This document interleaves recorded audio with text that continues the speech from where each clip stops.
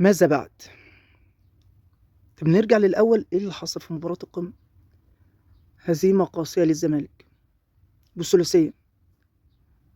بعد مباراة الأهلي وبيراميدز قلنا أبو تلاتة، وأنت خدت أبو تلاتة، بقيت أبو تلاتة.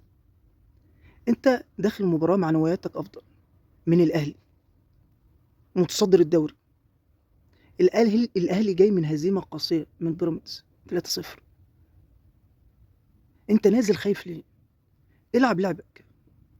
بس للأسف الأخطاء الفردية خصوصا من حسام عبد المجيد من قلب الدفاع لبست الزمالك جونين من الهوا. والمفروض المدرب لما جالك فرصة ان انت ترجع وتقلص الفرق وتبقى 2-1 دخلت مين يلعب ضربة الجزاء؟ حسام عبد المجيد. ده مش منطقي. لو المدرب شايف المباراة كويس ما يدخلش حسام عبد المجيد يلعب الكورة. هو سبب الهدفين. احنا ما بنحبش نقصه على لعيبة الزمالك، بس للأسف انت بتضيع فرص ودخلت الأهلي في الجيم. دلوقتي اللي بينافس على الدوري 3: الزمالك، الأهلي، بيراميدز.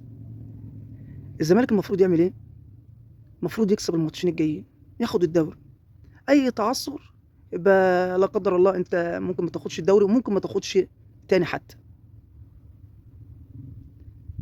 عشان لو الفرقتين التانيين فازوا بيراميدز هتاخد الدوري والاهلي هياخد تاني ممكن.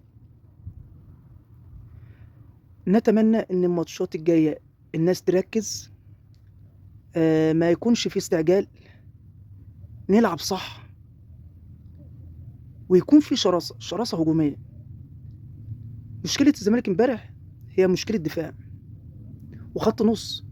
تخيل ان دفاع الاهلي اول مره امبارح يلعب مع بعضه. شفت؟ كانوا عاملين مباراه جامده. ربنا ييسر في اللي جاي والزمالك يكسب الماتشين، عشان الزمالك لو ما خدش الدوري الواحد هيبقى حزين جدا.